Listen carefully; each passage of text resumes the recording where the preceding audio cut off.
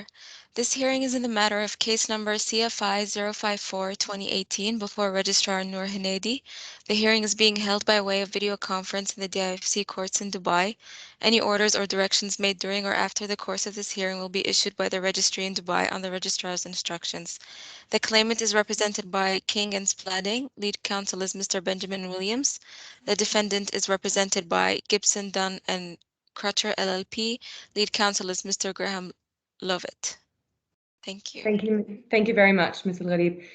So just again to tee off the court record, we were just discussing the timing of the virtual trial, which will start on the 6th of February. I suspect the judge would want to start between 8 and 9 o'clock in the morning London time, finishing at about 2 to 3 p.m. London time.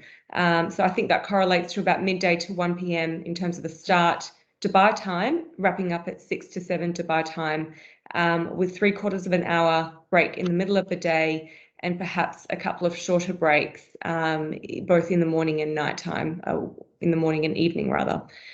So I think this is what the judge has in mind. Now, I know that he wants to discuss this in more detail with the parties at the pre-trial review, which is scheduled, I think, in a week or so. But these are the timings that he's thinking of. I think we can probably press for an 8 a.m. start London time. It will be quite difficult for the judge to start any earlier than that, because I think he'll need to get into chambers every morning, and leaving quite early will be difficult in the winter, as I understand. So let's pick it up with the judge later, but for the moment, the tentative timings are as I've just mentioned. Mr. Lovett, is there anything that you'd like to say from the defendant's side, or shall we proceed with the agreed list? Yeah, I mean, I'd just like to very briefly just frame this hearing. I think the most contentious point amongst us is the use of or the potential use of a service provider to provide litigation support services in terms of transcriptions and simultaneous live transcripts and overnight transcripts and so on and so forth. And I think that's the key battleground, if you like, between us. I mean, our view is that the court has done this before. It uses case lines for transcripts. We don't see the need for a simultaneous transcription. The court is well able to do this. And for us, it's a cost issue, essentially. The claimant has already provided us with security for costs, and this is not an inexpensive venture. They seem to be approaching this more from an arbitration standpoint than a litigation one. And we think the court is well able to manage these functions internally. It has the technology to do so and the capability to do so. And we see this as an unnecessary expense and not being in accordance with the overriding objective. So that is essentially, in a nutshell, I think, where we're coming from. And then there's a couple of minor points about, is it necessary for someone to invigilate a witness and so on, but we can come on to that. But I just wanted to frame the area where I think we're most at odds. Thank you very much, Mr. Lovett. Look, from the court's perspective, I do agree. We've got the infrastructure to support this trial. We've been working quite hard since COVID hit to run trials, even appeal hearings virtually. The only thing we can't do is, unfortunately, host breakout rooms. But the way around that is that the parties or the solicitors have circulated a Zoom link internally to their legal team. And what people would usually do is they would log off the hearing and then log into the virtual hearing, the virtual link that they have sent through internally, and they would conduct the breakout that way. So that's a way of doing it. We can't send the links ourselves because we don't want people to get confused and accidentally log into a breakout room that they're not meant to have access to. So we prefer that the parties do that themselves. But we certainly do have the infrastructure to support this on our own. We don't recommend using a different platform other than Teams for various reasons. You're paying for this trial, and you're paying a lot of money for it, so you may as well rely on the court's resources, both from a technical decision point of view as well as a technical point of view. So Teams can and does work very, very well. What we can do is we can run a test before the trial. In fact, we can probably do it at the pre-trial review, run a test with all the parties, and see how that goes. We've got a hearing at the moment, and I don't see anyone having any issues with the hearing.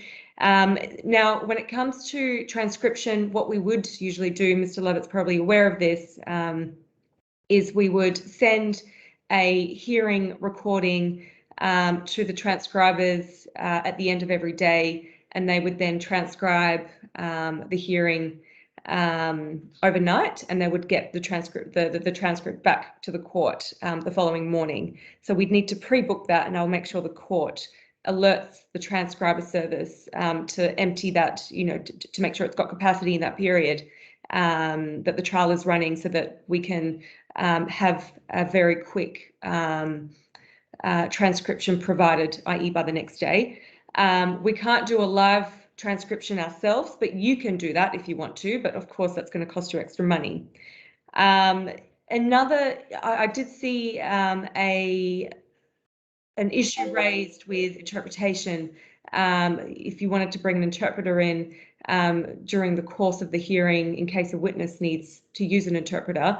Now, this is something that we don't arrange as well. It's something that the parties need to arrange. The issue that we have with interpretation is that we don't have a live interpretation service that can support our platform at the moment. So that means that you need to, the interpreter needs to listen to the questions being asked, for example, in cross-examination, wait for the question to be asked, and then translate that across to the witness, for example, and that will then unfortunately mean that we need to listen to both the question being asked in English and then the question being asked in the relevant language. So that might add a little bit more time to the hearing. So it really depends on how many interpreters and for how long you wish to call each one on for. If you plan on having, for example, 10 witnesses and each one of them requires an interpreter, that means that we've doubled the length of the hearing or the cross-examination, and a live interpretation service would be probably more sensible in that situation. So what's just to gauge from the parties, what kind of level of interpretation is required? Just speaking for the claim, I mean, there's a number of points that might be helpful, just that were picked up, from the discussion so far. So I don't know if it's helpful just to run through all of those, or whether you just want to specifically focus on the interpretation point for now. I'm in your hands, Mr. Williams. I mean, at the end of the day, what we'll do after this directions hearing is I'll get the parties to prepare a draft order. And, given that you act for the claimant, it's probably best that you lead that, and Mr. Lovett will provide his comments, and this is the way we usually conduct them. So I'm in your hands completely as to how you wish to address these. Okay. Just in terms of, are we sitting Monday to Friday or Sunday to Thursday? No, it would be Monday to Friday, because I'm not sure if you're aware, but the weekends have changed now in the UAE. So the court's official working days are Monday to Friday. And is that going to be a half day on Friday? And how will that work with the time difference, with the London hours? I mean, look, we still work a full day. So Fridays are still a full day for the court. Our staff work remotely for half of Fridays from 12 p.m. onwards. So it will run for a full 5 days. Okay, because just so you know, our team, or certainly the majority of our team, will be in Dubai. Okay. Hearing, and then the time differences to accommodate the judge are not an issue for us. It was really just for timetable planning that we know that it's Monday to Friday, and that Friday is effectively a full day, the same as Monday to Thursday. So that's helpful. In terms of transcription, certainly our experience that for a trial, and not just limited to arbitration, but also in commercial court in London, that there'd be a live transcript, and perhaps it's a point that we'll need to discuss at the pre-trial review next week with the judge as to what he finds would assist him most. But it's certainly our experience that, for example, for cross-examinations, the live transcript recording the Q&As, an invaluable assistance to both counsel and the judge. So my understanding is it's not something the court can offer, but it's something the parties could arrange. So it's really going to be perhaps a point to raise with the judge at the PTR next week, and then deal with whether, if we're having it, who's going to provide it, and how the cost is going to be allocated in the first instance. So I want to flag that there's a difference of opinion about a live transcript. The claimant would prefer a live transcript, but perhaps we don't need to discuss it further today. From the court's perspective, the judges are well equipped to deal with transcription on an overnight turnaround, that they don't require it on the spot. Certainly I've run my own hearings, and I would always refer to them the next day. Usually you would be in a hearing for the full day anyway. Obviously, when it comes to cross-examination, it's a little bit different, because you might need to go back to the record a little bit earlier. But just from my experience and what the judges prefer, they don't want the parties to be incurring unnecessary costs if they don't. If we can provide a transcription overnight, basically is what I'm saying. The judges are very comfortable with that. Okay. Now, if the claimant wishes to have live transcription because it might be more beneficial for counsel, for example, then that's a cost that you will need to incur. And certainly all disbursements and such costs associated with the hearings are usually borne on the claimant. And then we, as you might know, we'd flesh out cost issues at the very end. It depends entirely on what the cost order is, and then we go to a detailed cost assessment, and we can have a fight about costs then. But in the first instance, it's up to the claimant who initiated proceedings to essentially pay for everything. Now, sometimes where there's a counterclaim, sometimes we do say that the defendant needs to pay certain costs up front when there is a counterclaim, but I'm not aware of any counterclaim in this instance. Is there one, Mr. Lovett? No, there is not. No counterclaim here. All right. I just two ancillary points. Just with the live transcript, what we find is obviously the full transcript is available, within an hour or two after the close of proceedings, which allows counsel to review it, that evening, because obviously a recording that's typed up overnight results in a transcript that's available the next morning, which counsel obviously won't have an opportunity to review before the proceedings the next day start. Is just one consideration, and the other for us is that we've just found, especially with a remote trial, with people having sound issues at various locations where they're joining, that the transcript is of assistance there. Just exploring the point that if the claimant's the only party that wants it, if we arrange that, that's presumably a facility, then the live transcript and the availability of transcripts in the evening is something that will be available to the claimant and the judge only if he wants it, and not something that needs to be made available to the defendant if it doesn't require that level of transcription. Is my understanding correct?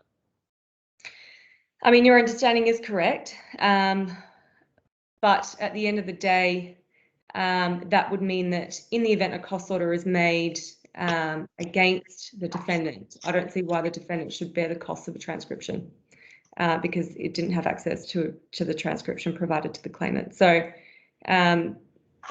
it's completely up to you as to how you wish to proceed. Obviously, I would think that the defendant would require a transcript, but not perhaps not be burdened with the cost of a live transcription, but meet you halfway at an overnight transcription service. So what we can do, actually, what would be helpful, I think, in this situation is to compare the costs. So if a schedule of fees for live transcription can be shared with the court and the defendant, we can then share our schedule of fees for transcription services with the parties, and then the parties can try and decide on this point before the pre-trial for next week. Yeah, I think that would be helpful, because I would anticipate that the delta between the two is going to be minimal, and therefore, the advantages of having the live transcript and the full transcript available the preceding evening will outweigh, the delta in costs. So maybe we'll park the issue until we've got, more facts available, and then we can finalise it with the judge at the PTR. Yes, I think that's sensible. Mr. Lovett, are you happy with this approach? I think you're on mute, Mr. Lovett.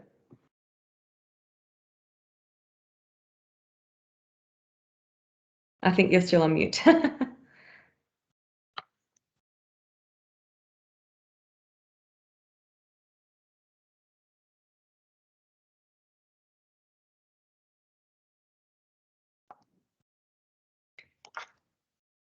Right, I think Mr. Lovett's on mute, so I can't. Obviously, I haven't gauged what he needs to say, but perhaps he's writing something in the chat box. But I expect it won't be a problem. But we'll wait for him to. Okay. I think reading his lips, I think he's in full agreement with everything. Okay, fantastic. Okay, very good. Good. Okay, so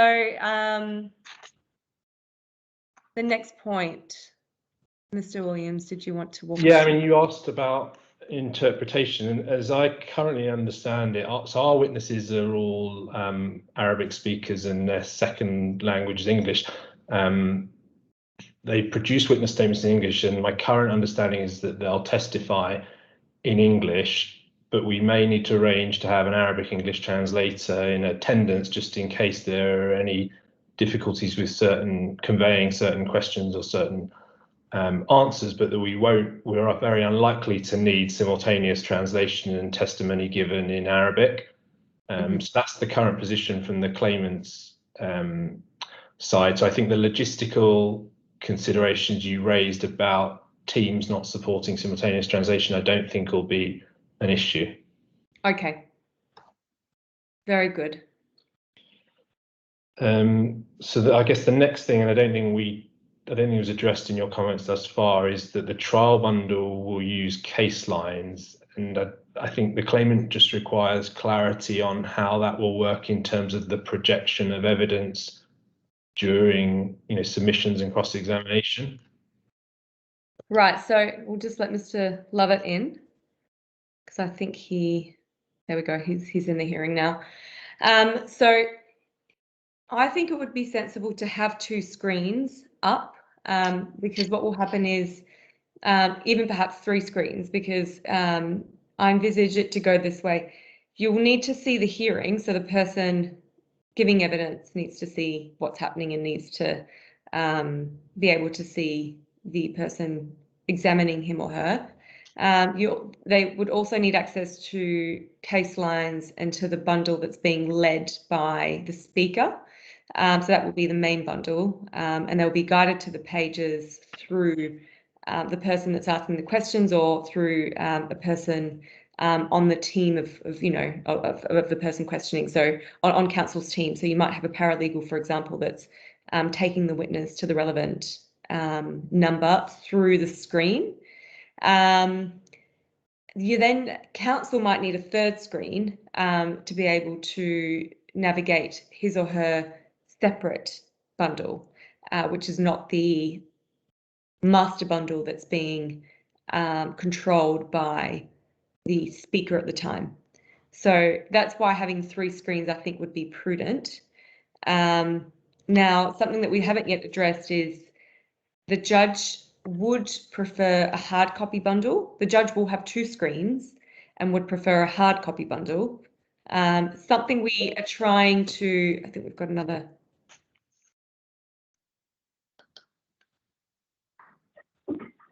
Mr. Lovett, are you there? Can you hear me? Yes.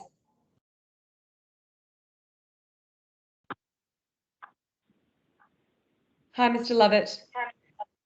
Well, Yeah, sorry, I've had to dial in because we've got a network problem, which is why I wasn't able to unmute.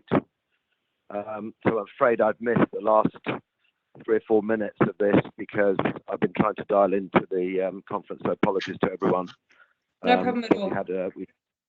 We've got an IT issue, so I'm afraid I've got to do this now on a dial-in. That's perfectly fine.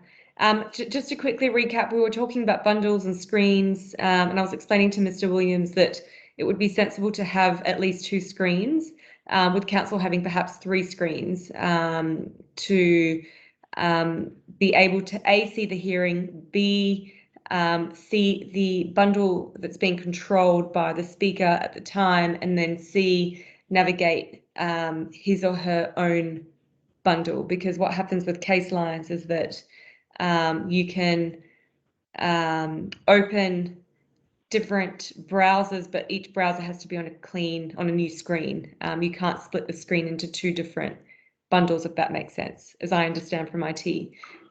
So let's just say Mr. Williams is speaking. He's taking everyone. So he's controlling the bundle from his end. He's taking everyone to page A18. But then, Mr. Lovett, you might need to cross-reference, or you might need to do some work in response at the same time, and you might need to see page C5. So you won't be able to see page C5 unless you log out, unless you're on a different screen, basically. Otherwise, if you have the one screen, then you will be logged out of the main controlled bundle that's been controlled by the speaker, and you'd be on the page that you want. So that's why having 3 screens, I think, would be quite sensible in this situation.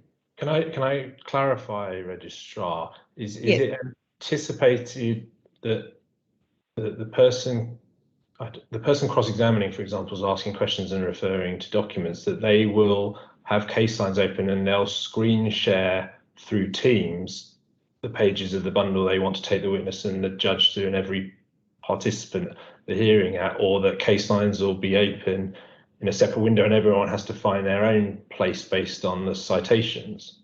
No.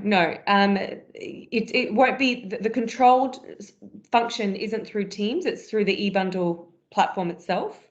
So yes, you won't need to navigate or go to the page that the speaker is referring to, because the speaker's assistant will be assisting with that. So as soon as the speaker refers to page A18, for example, that's the page that will show up on your screen. And everyone else's? And everyone else's, correct, yes. Through case lines directly? Through case lines directly, yes. Okay. Yeah. I assume, Registrar, for this purpose, that we'll have a sort of dry run with case lines so that we can have the system demonstrated to us and how we can access other documents while someone is showing something on their screen too. I mean, so in the normal course, we would sort of a day or 2 before the trial so that everyone can get comfortable with it.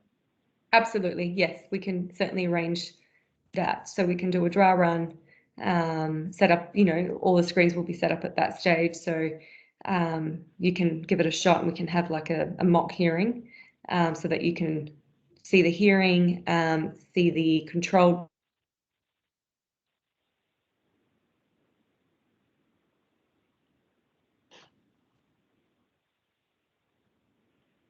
Sorry, Registrar, I've lost you.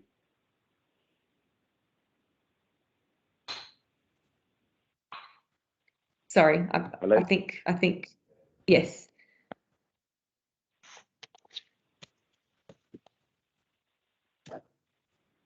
Can you hear me? Sounds like it's your turn to have IT issues now.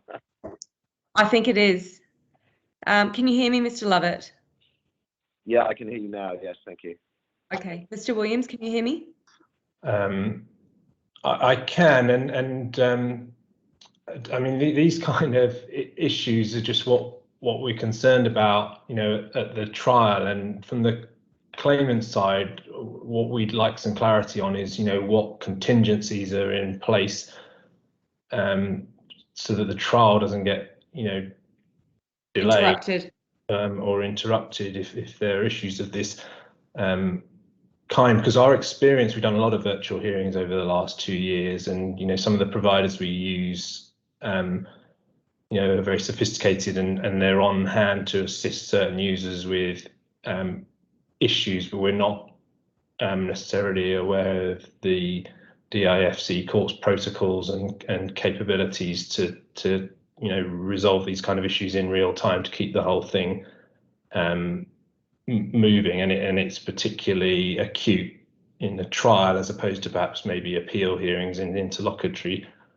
proceedings that are mostly submissions based, when you've got witnesses joining and leaving and the like, and multiple parties joining from different locations, which is why I think you've probably seen from the draft virtual trial protocol that the providers as one solution we were suggesting is primarily to assist the court, the parties and the judge not have these kind of headaches. So I guess our question from the claimant side is, we're aware obviously the DIFC court has the facilities through teams and case lines to run this thing, but whether it would, leaving the cost issue to one side for the time being, whether it's closed to entertaining those kind of options to get additional support in, given, as the registrar I think opened this hearing saying this is a lengthy, complex proceeding in the court's calendar. Correct. Now, I'm not sure what the issue was in terms of network from Mr. Lovett's side. Certainly from my side, I'm currently using a home network in Australia, unfortunately, because I'm stuck here for a little while. The judge will be using Chambers network, so I expect Wi-Fi should be very, very strong. In terms of where, just referring to the protocol that the party sent through, in terms of where the witnesses will be providing testimony, I understand that the respective offices of each of the claimant and defendant will be used. Mr. Lovett, are you currently using the Wi-Fi in your office? Yeah, I am. Apparently it wasn't a Wi-Fi issue. It's a forced update to our Windows system, which is just bad timing, I'm afraid. But it was nothing to do with our connectivity. It just seemed that it was a forced update to cure some sort of malware fixes or something. Anyway, not something that we've experienced in our 2 years, 18 months, 2 years of working remotely for hearings. So I'm be very surprised if something like that happened again, but that's all it was. Okay, good. Mr. Williams, look, I mean, contingency planning is always very sensible, but we have run before, don't have issues, usually not on Teams. We did have issues with a different platform that we were using for quite some time, and we've stopped using that because we were having issues often. With Teams, things are usually quite smooth. What I will do after this hearing is I will have a chat to the IT manager, the head of IT at the courts, if we can put together a checklist of things that the parties need to be aware of before connecting to the hearing. And then I think having a insurance plan, just in case things don't go well, just in case, I'm not saying it will necessarily go that way, but just to have an insurance plan in case network does drop off, I think that's a good idea. So I'm not sure if you want to perhaps have a chat to one of the providers that you had referred to in the agreed list, just to see if they can arrange something at the last minute in case it's required.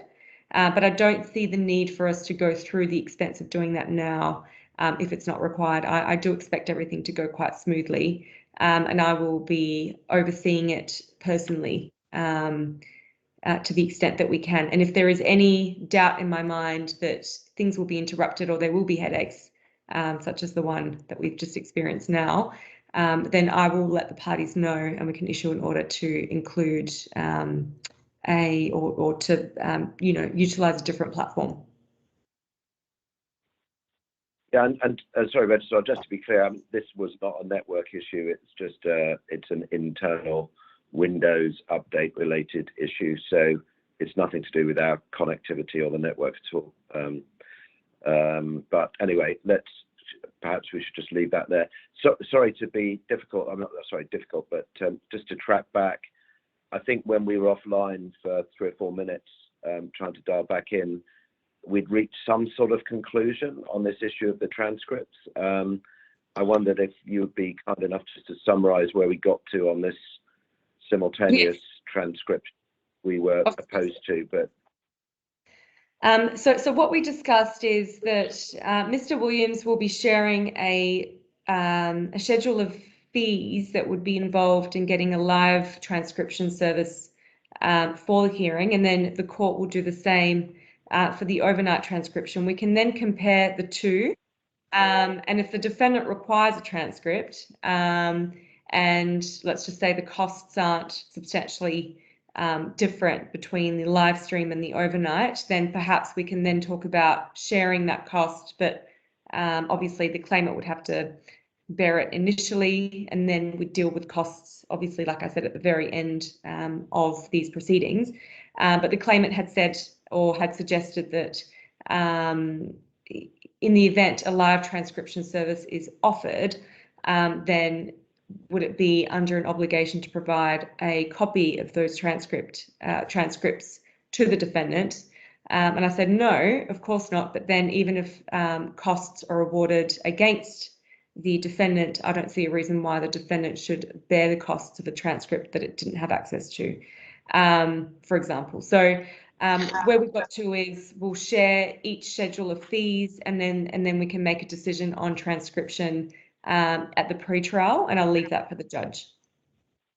Okay. I mean, I would just make the observation that I think to make sure parties are on an equal footing, we either have the live transcript or we don't. I don't think it's going to be tenable for the claimant just to pay for the live transcript and have that available to the judge and the claimant, and not the respondent, not the defendant. I think it's an all or nothing approach, because otherwise the parties aren't on an equal footing then. I agree, and we just don't think it's necessary. If they insist on it, they can pay for it, but then it must be shared by everybody. I see what you mean. Yes, and I think we've reached the same conclusion. Yes, we have essentially come to the same conclusion, because it doesn't then make sense for the defendant to order a overnight transcript with the live transcription service being offered. So that doesn't make sense. So if we end up going with the live transcription, then we go with it, and that's shared with all parties. If we don't go ahead with it, then we'll rely on the overnight, and that is shared again with all parties as well as the judge. So thank you very much. Yes. Apologies for going back to that. Thank you.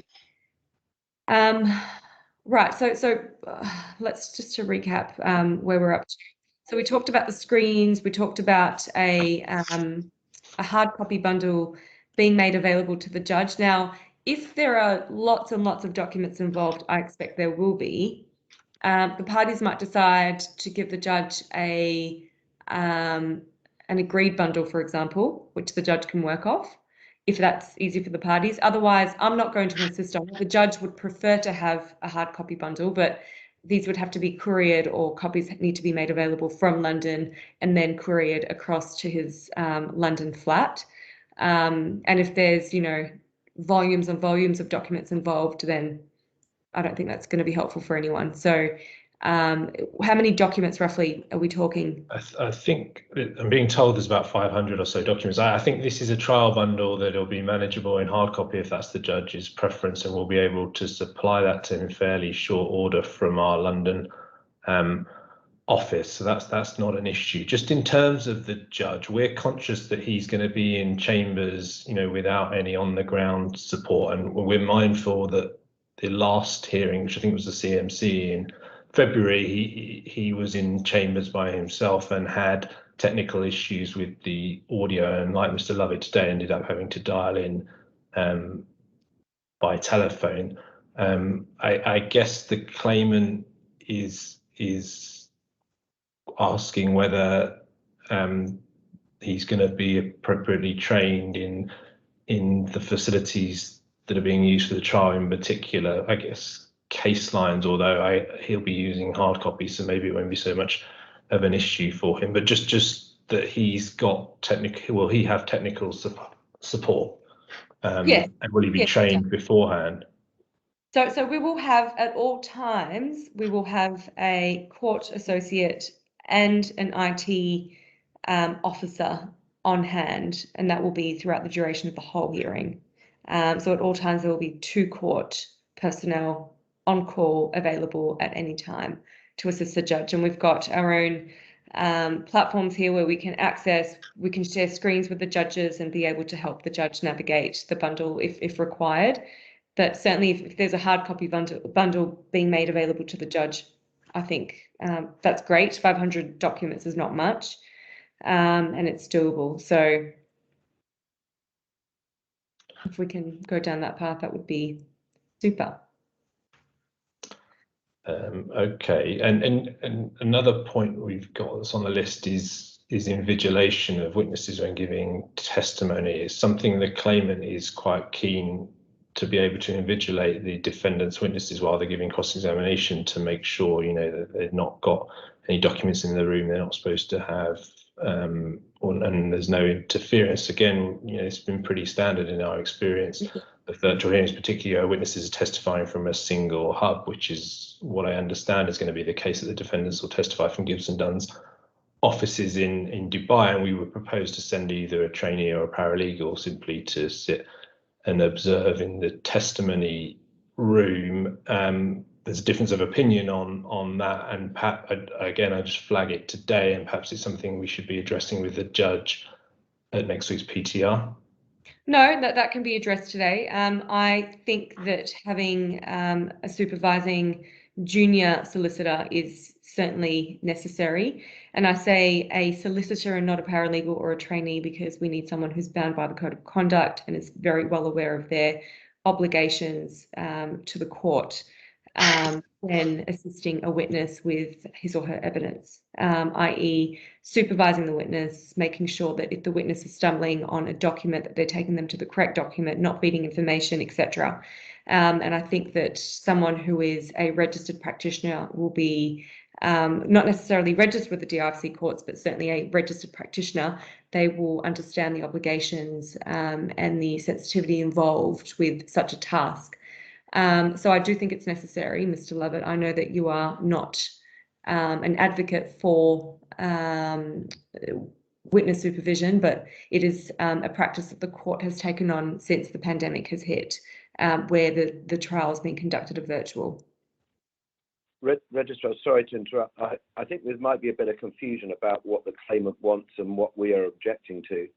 The claimant wants an additional invigilator from their firm to sit in the room with our lawyer and the witness, because they don't, for some reason, which I find quite frankly offensive, they don't trust the lawyer from Gibson Dunn or the witness to sit in the room without trying to get some sort of assistance. Mr. Williams hasn't articulated what their precise concern is, but what they want is an additional invigilator, which cuts across various professional obligations that we have as lawyers. So they want someone from King & Spalding to come to the Gibson Dunn office to make sure in some way that the witness evidence isn't being contaminated. A, I don't understand why they want that. B, it unnecessarily increased costs. And B, and C, I find the whole suggestion quite offensive. And it's, you know, it's a complete waste of money. So unless Mr. Williams can explain exactly why 2 lawyers in a room is necessary with a witness, I think it's something that I would really want to push back on. And I'm not sure, Registrar, that's something that you had understood that Mr. Williams was wanting. No, I had not understood that to be the position at all. I thought it was what I suggested, which is to have a single lawyer on, you know, for example, a lawyer on the claimant's side for the claimant's witnesses and vice versa. Mr. Williams, please tell me Mr. Lovett is wrong, because I think, to be honest, it's a preposterous suggestion to have a lawyer from your team go across to Gibson Dunn and vice versa. I think it's perfectly normal to have, and reasonable to have, a lawyer from each side supervising the witness and assisting the witness with information as and when it's required, when documents pop up on the screen, for example. But those must be registered lawyers. because in case anything goes pear-shaped, you've got the code of conduct in your favour. I doubt anything will go pear-shaped. We've got two very reputable top-tier firms, acting for each of the claimant and defendant. I think it's totally unreasonable to, have two solicitors, one from each side in each room. Well, I mean, I don't think there's any need for any party, Mr. Lovett, to take offence. No suggestions, innuendos, or allegations have been made. For us, it's a question of transparency. If this were an in-person hearing, everyone would be present in the courtroom, and so all we're seeking to do via invigilation is to replicate that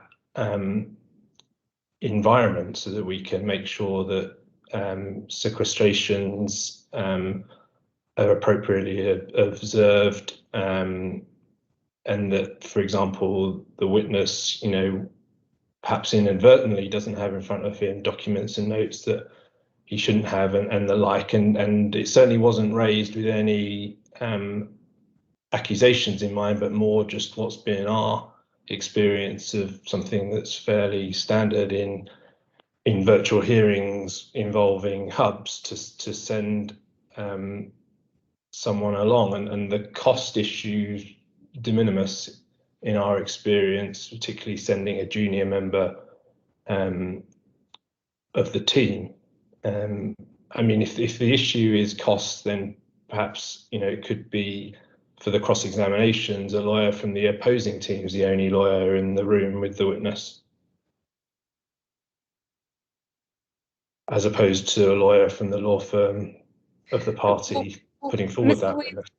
We need to, at the same time, marry this up with, the public interest and the overriding objective and what's happening at the moment with the pandemic. Having cross-contamination between firms, for example, as you know, rates are very, very high at the moment. We've been instructed by the government to try and assist with social distancing, keeping numbers down, etc. So I don't see it being helpful for lawyers to go across to firms. Everyone's being advised at the moment to stay in and stay home and to be quite vigilant with precautions.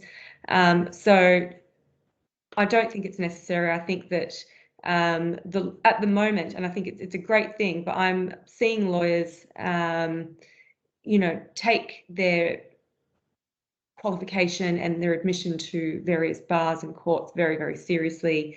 I'm sure the lawyers would be very well aware of the obligations they owe the court. If there is any doubt in your mind that someone might be assisting a witness with something that's improper, then you should say so, and you should say it now.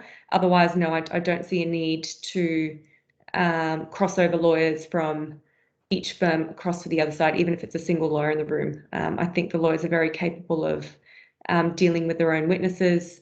And what we can do actually before the hearing is we can send a statement out for each of these supervising lawyers to sign. And that will make sure that the lawyers are very well aware of their obligations to the court, what they need to do when they are assisting a witness. Obviously, they won't be swearing the witness in, it will be a court officer doing so, but we can send a statement out, and I'm very happy for the parties to provide a draft of that statement, and that needs to be filed in court and it will be on the court record. So these lawyers who will be supervising have to be very well briefed by their supervising partners, so they are very well aware of their obligations. Yeah, I think you read our mind. I think we hear you on what you're saying about COVID, etc., and we'll be satisfied if the lawyer that's in the room is aware of the specific obligations in that circumstance and has signed effectively, an undertaking, that it understands those obligations and will abide by them. That, I think, is a satisfactory halfway house as far as the claimant is concerned. And for us, it leads into perhaps a related point, which is, this is a public hearing, and if it were in court, members of the public and press could walk into the gallery and observe, and we'd like to know what the arrangements are, you know, for maintaining the openness and transparency of justice and the public nature of the hearing, notwithstanding that we're in a virtual environment. So what we would do is we would make the hearing available at the end of each day. So I think it takes about 2 to 3 hours to upload the hearing onto YouTube and for it to be made available publicly. So we can certainly do that. Now, if we receive any requests for access to the hearing from parties, I don't see a reason why that access should not be provided. I'm not sure if we can currently lock people out of hearings where they can only have access to the hearing itself, but not have access to accidentally switching on a mic or anything like that. I'd ask the court associate to look into that on my behalf immediately and speak to the IT team to see if we can lock a witness out, sorry, a third-party observer out from the hearing where they'd be able to simply log in and attend, but not be able to accidentally switch on a microphone or hinder or interrupt the hearing in any way, shape or form. And if we get a request like that, I'd be very happy to then circulate the hearing details to that third party. Understood.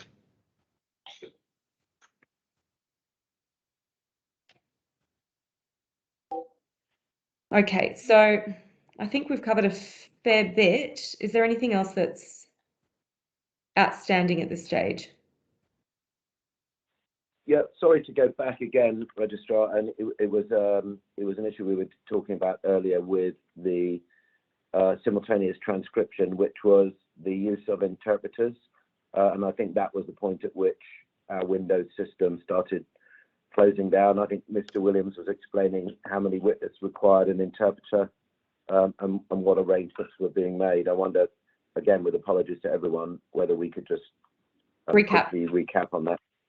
Of course. So Mr. Williams was saying that most of their witnesses are Arabic speakers. So they speak Arabic as a first language, but most of them do still speak English. But an interpreter would be required just in case a question is not easily understood by the witness. So Mr. Williams, and please correct me if I'm wrong, but Mr. Williams was explaining that it's probably unlikely that they would need to heavily rely on an interpreter, but we'll still have one available just in case. Is that right, Mr. Williams? That's correct, Registrar. Thank you. And from your perspective, Mr. Lovett, what's the position? No, our witnesses are all fluent English speakers, native English speakers, so that's fine. Fantastic, thank you.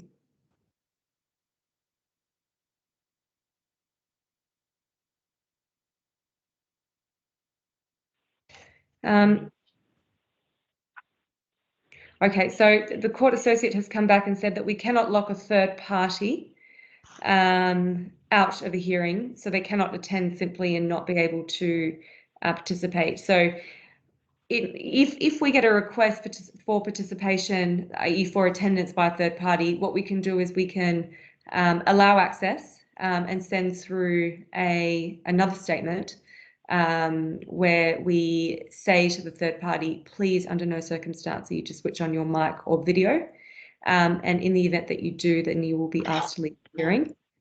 So I will work on that with the registry team and have that ready so that if we do get any interest for the public to attend, they can do so, but they will be essentially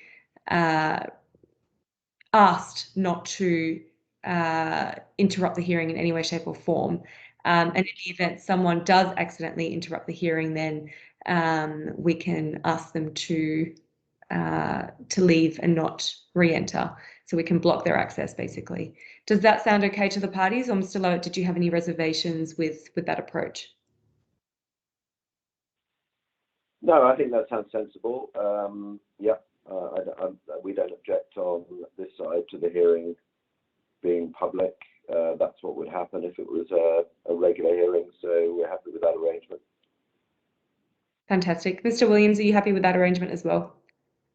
We're content with that, Registrar. Fantastic. Good. Any other outstanding issues? Not from the claimant side. I think anything that comes up can be addressed at the PTR next week. Is it the registry's intention to hold the PTR as a test run of the trial tech, including case lines, or to have a separate meeting for that? Well, I think we're in the parties' hands. So if the parties wish to set up their screens and everything early on and test everything out, then you're very free to do so at the PTR. But if it's more convenient to do it before the hearing, i.e. 2 days before the hearing, then we can run a test run at that stage. What does everyone prefer? Because it does require, obviously, setting up all of the infrastructure physically, so the screens and the connections and everything. It may be more convenient to do it just before the hearing, because that way you don't have to set it up and then take it down and then set it up again. I mean, I think from the claimant's perspective, it would be good. The PTR would be a good opportunity because we'll have a short PTR bundle that we can put onto case lines to see how that works. I mean, in terms of the tech setup, I mean, it's just going to be, isn't it, a Microsoft Teams meeting and then a case lines window. That's right, but then you I think might need, screens for counsel, screens for the witnesses in the witness room, etc. So you might need to, we would run it essentially as a mock trial. So we'd have the PTR, you'd have your time with the judge, and then we can do a very short test run after that from each of the rooms. So from each of the witness rooms is what I have in mind to really exhaust our trial before the hearing takes place. Yeah, I don't think, I mean, if it's envisaged that the PTR, because there are a number of documents that may need to be called up, is used as a dummy run for the trial, I'm not sure that the judge will be wanting to sit there while a representative from case lines is instructing people on what to do.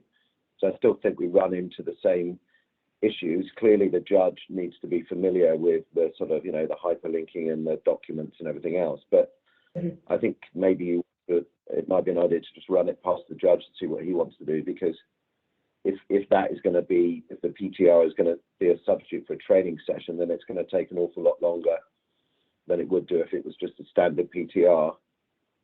I see. If it's envisaged that the PTR takes place on a Teams call and then immediately following that we have a training session, then I think that's quite sensible.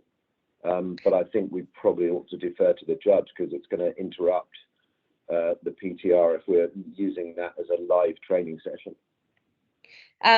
I don't think the judge will necessarily mind, just from experience in dealing with him. I don't think he will necessarily mind having a PTR, and then what you can do is you can use the lessons learnt from that and raise them at the training afterwards. And if required, we can then do a further quick run just before the hearing, so the night before the hearing, for example. And the judge has used case lines before, so he is very well equipped. The only question is, and I'll ask the registry to check on this, is whether he'll have 2 screens available to watch the hearing and then access the hearing bundle on a different screen. So why don't we get back to you on that particular point, Mr. Lovett? I'll ask the registry to check in with the judge and see if he will manage to have 2 screens set up. And if he does, then you can run the PTR as you would with the hearing, and he can then jump off that when he's done, and you can then have a training session immediately after that. If required, we can have a further run just before the hearing. So, Ms. El Gharib, if you wouldn't mind emailing the judge just to see what just to see if he's capable of having 2 screens before him for the hearing next week. Because if he's not, then he'll struggle to both watch the hearing and access the hearing bundle, which will be difficult